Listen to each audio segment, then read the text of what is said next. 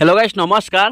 APSC recruitment 2024 APSCৰ ফালৰ পৰা নতুন কেইটামান পদ মুকলি হৈছে, য'ত আপুনি এইবাৰ পুনৰ এপ্লাই কৰিব পাৰিব। তো বলক APSC ৰিক্ৰুটমেণ্টৰ বাবে এইবাৰ কি কেনেকুৱা ধৰণৰ পষ্টসমূহ মুকলি হৈছে এতিয়া আপুনি দেখিবলৈ পাইছে। কম্পিউটাৰ অপাৰেটৰৰ কেইটামান পষ্টসমূহ মুকলি হৈছে এইবাৰ, য'ত আপুনি এইবাৰ পুনৰ এপ্লাই কৰিব পাৰিব। তো বলক ইয়াতে এপ্লাই কৰাৰ বাবে আপোনাৰ ইলিজিবিলিটি ক্ৰাইটেৰিয়া কেনেকুৱা ধৰণৰ এইবাৰ ডিটেইলছ দিয়া আছে, এইটো সকলোখিনি আমি এইবাৰ জানিবলৈ চেষ্টা কৰিম। তো বলক মই ভিডিঅ' আৰম্ভ কৰিছোঁ। যদি আপুনি এই চেনেলত প্ৰথমবাৰ আহিছে তেন্তে ভিডিঅ'টি আপুনি সম্পূৰ্ণ চাব আৰু লগতে চেনেলটি আপুনি ছাবস্ক্ৰাইব কৰি থ'ব, কাৰণ জব ৰিলেটেড যিকোনো নতুন আপডেট আহিলে আপুনি পোনপ্ৰথমতে দেখিবলৈ পাৰিব।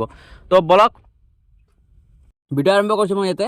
আসাম পাব্লিক সাৰ্ভিস কমিশন যিটো লাষ্ট ডেট আছে 13 এপ্ৰিল 2024 চনৰ আগে আপুনি এই পোষ্টত এপ্লাই কৰিব পাৰিব। যিটো পোষ্টৰ নামটো আপুনি অলৰেডি গমেই পাইছে, 17টা টোটেল পোষ্ট আছে। যিটো পোষ্টৰ নাম আছে কম্পিউটাৰ অপাৰেটৰ পোষ্ট, যিটো আমাৰ APSCৰ ফালৰ পৰা কম্পিউটাৰ অপাৰেটৰৰ বাবে কেইটামান ভেকেঞ্চি ওলাইছে, য'ত আপোনাৰ প্ৰয়োজন হৈছে মানুহ, যি কেণ্ডিডেটৰ প্ৰয়োজন হৈছে যাতে কম্পিউটাৰ অপাৰেট কৰাৰ বাবে। গতিকে আপুনি ইয়াতে এপ্লাই কৰিব পাৰিব। টোটেল 17টা মুঠ পদ আছে, য'ত আপুনি 17টাৰ ভিতৰত আপুনি যদিহে চিলেকশ্যন ল'ব পাৰে তেতিয়াহ'লে আপুনি এইবাৰ এই যি সুযোগত আপুনি লাভ উঠাব পাৰিব। ইয়াতে বলক 17টা টোটেল পোষ্ট আছে। কেটেগৰী ৱাইজ ইয়াতে বেলেগকৈ ইয়াতে ভগাই দিয়া আছে, ইয়াতে চাব পাৰিব। কেটেগৰী ৱাইজ ইয়াতে আপোনাৰ URৰ বাবে 8টা আছে, OBC MOBCৰ বাবে 5টা আছে আৰু SCৰ বাবে 1টা আছে, আৰু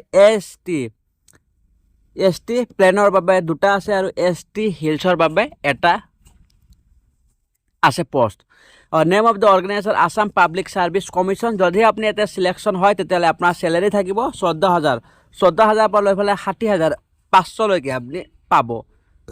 চেলেৰি 14,000 পৰা লৈ পেলাই 60,500লৈকে আপুনি পাব। যিটো গ্ৰেড পে আপোনাৰ গ্ৰেড পে থাকিব 6,200 থাকিব এক্সট্ৰাকৈ। এজ লিমিটৰ বিষয়ে মই আপোনাক ক'ম। এজ লিমিটটো ইয়াতে ভাল আছে, সকলোৱে ইয়াতে এপ্লাই কৰিব পাৰিব। ইয়াতে চাব এজ লিমিটটো 18 পৰা লৈ পেলাই 40 বছৰ।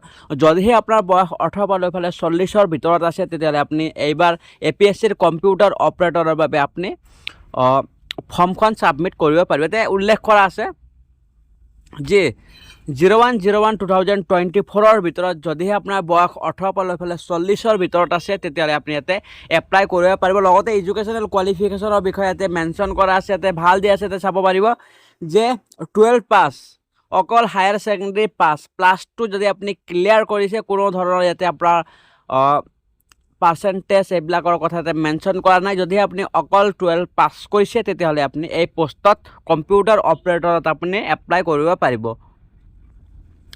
অকণমান ইয়াতে জানিবলগীয়া কথা আছে, যাতে চাব পাৰিব। Citizenship candidates must B Indian citizen. আপুনি ইণ্ডিয়ান চিটিজেনশ্বিপ হ'ব লাগিব। 5-6 constitution of the India, article 5 to 8 of the constitution of ইণ্ডিয়াৰ ভিতৰত আপোনাৰ চিটিজেনশ্বিপ থাকিব লাগিব। এতিয়া চাব ৰেচিডেণ্টশ্বিপ এইবিলাকতো আপোনাৰ থাকিব, যিটো আমাৰ অসমৰ যি পাৰ্মানেণ্ট ৰেচিডেণ্ট অসমৰ থাকিব লাগিব। লগতে আপোনাৰ কি আছে এক্সচেঞ্জ এমপ্লয়মেণ্ট ৰেজিষ্ট্ৰেশ্যন চাৰ্টিফিকেট আপোনাৰ লগত থাকিব লাগিব। PRC আপোনাৰ লগত থাকিব লাগিব। আপোনাৰ লগত নিশ্চয় আছে, এইবিলাক সকলোৰ লগতে থাকে। গতিকে যদিহে আপোনাৰ এতিয়ালৈকে বনোৱা নাই আপুনি বনাব পাৰিব, কম টাইম নালাগে। 3 দিনৰ পৰা লৈ পেলাই 4 দিনৰ ভিতৰত আপুনি এই যি তামাম যি ডকুমেণ্টছ মেনশ্যন কৰা আপুনি 3-4 দিনৰ ভিতৰতে আপুনি নিজে বনাব পাৰিব। গতিকে আপুনি যদিহে আছে আপুনি জলদি গৈ পেলাই ৱেবছাইট মই ডিছক্ৰিপশ্যন বক্সত দি দিছোঁ, তাতে যাই পেলাই আপুনি এপ্লাই কৰিব পাৰিব। এমপ্লয়মেণ্ট এক্সচেঞ্জ চাৰ্টিফিকেটটো আপুনি 5 মিনিটৰ ভিতৰত লাভ কৰিব পাৰিব অনলাইনৰ থ্ৰুত।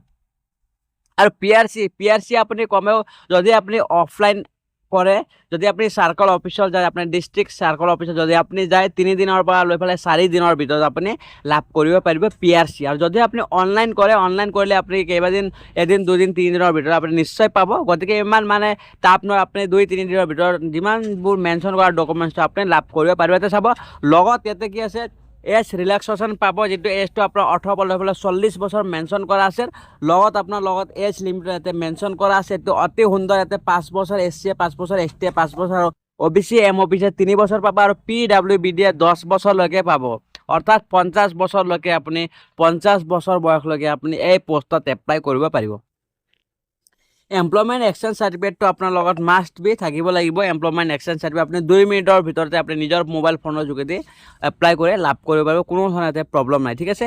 আৰু ইয়াতে চাব কম্পিউটাৰ প্ৰফিচিয়েঞ্চি আপোনাৰ অকণমান ইয়াতে টেষ্ট হ'ব পাৰে। ইয়াতে চাব যে আপোনাৰ লগত নলেজ থাকিব লাগিব এই পষ্টত এপ্লাই কৰাৰ বাবে। নলেজটো কি থাকিব লাগিব ইয়াতে চাব। নহ'লে যদি আপুনি এনেই এপ্লাই কৰে, পিছলৈ যদি আপুনি এইবিলাক যদি ডিটেইলছত নাজানে, তেতিয়াহ'লে আপুনি যাই পেলাই ইণ্টাৰভিউত ফেইল হ'ব পাৰিব, ৰিজেক্ট হ'ব পাৰিব আপুনি। সেইকাৰণে ডিটেইলছটো আপুনি লৈ পেলাই এপ্লাই কৰিব। ইয়াতে চাব candidates must have good working knowledge of office, যি ইয়াৰ পৰা আপুনি ইয়াতে মেনশ্যন কৰা ছফ্টৱেৰ টুলছ, যিটো আমাৰ ছফ্টৱেৰ টুলছ আছে MS অফিচ হ'ল বা ইয়াতে আছে MS উইণ্ড'জ, লিনাক্স, মেক, এইবিলাক যি তামাম যি মেনশ্যন কৰা আছে, এইবিলাক সকলো এক্সেল, MS অফিচ, এইবিলাক সকলোখিনি আপুনি জানিব লাগিব, তেতিয়া আপুনি এই পষ্টত এপ্লাই কৰিব। ইয়াতে চাব পাৰিব ইয়াতে মেনশ্যন কৰা আছে word processor, spreadsheet, presentation, graphics, content and database, internet and ইমেইলৰ নলেজ আপোনাৰ লগত থাকিব লাগিব। এইবিলাক যদিহে আপোনাৰ লগত আছে, candidate must process minimum 6 months of complete diploma in certificate. এটা চাব 6 মাহিলী আপোনাৰ লগত চাৰ্টিফিকেট থাকিব লাগিব। এটা মিনিমাম 6 months, আপোনাৰ কমেও 6 মাহৰ আপোনাৰ কম্পিউটাৰ ডিপ্ল'মা এণ্ড চাৰ্টিফিকেট আপোনাৰ লগত থাকিব লাগিব। গভৰ্ণমেণ্ট অফ আছাম ৰিকগনাইজ ইনষ্টিটিউটৰ ফালৰ পৰা আপোনাৰ লগত 6 মাহৰ চাৰ্টিফিকেট থাকিব লাগিব, তেতিয়া আপুনি এই পষ্টত এপ্লাই কৰাৰ বাবে ইলিজিবল হ'ব। এপ্লিকেশ্যন চাৰ্জেছ আপোনাৰ এটা মেনশ্যন কৰা আছে, সকলো কেণ্ডিডেটে ইয়াতে মেনশ্যন কৰা মতে আপুনি এপ্লিকেশ্যন চাৰ্জেছ দিব লাগিব। ইয়াতে চাব যে জেনেৰেল EWS 47.20 এটা দিব লাগিব এপ্লিকেশ্যন চাৰ্জেছ, আৰু SC ST OBC MOBC একে, যিটো আপোনাৰ 47 টকা, আৰু BPL কেণ্ডিডেটৰ লগত আপুনি PWD 47.20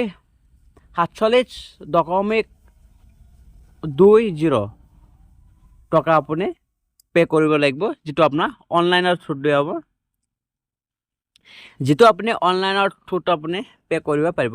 তো গাইছ, এইখিনি আছিল যি অনলাইন কৰা যি প্ৰচেছ আছে। প্ৰচেছটো মই ডিছক্ৰিপশ্যন বক্সত লিংক দি দিম, তাতে যাই পেলাই আপুনি ডাইৰেক্টলি মোবাইল ফোনৰ যোগেদি আপুনি নিজে এপ্লাই কৰিব পাৰিব। তো গাইছ, এইখিনি আছিল। যদি আপুনি এই চেনেলত প্ৰথমবাৰ আহিছে, তেন্তে চেনেলটি ছাবস্ক্ৰাইব কৰি থ'ব, কাৰণ জব ৰিলেটেড যিকোনো ধৰণৰ নতুন আপডেট আহিলে পোনপ্ৰথমতে আপুনি এই চেনেলৰ যোগেদি দেখিবলৈ পাব। লগতে আপুনি বেল আইকনটো আপুনি নিশ্চয় প্ৰেছ কৰিব, যাতে পোনপ্ৰথমতে আপুনি নটিফিকেশ্যনৰ যোগেদি লাভ কৰিব যি নতুন যি ভেকেঞ্চি আহিলে। তো আজিলৈ এইখিনি, জয় অসম।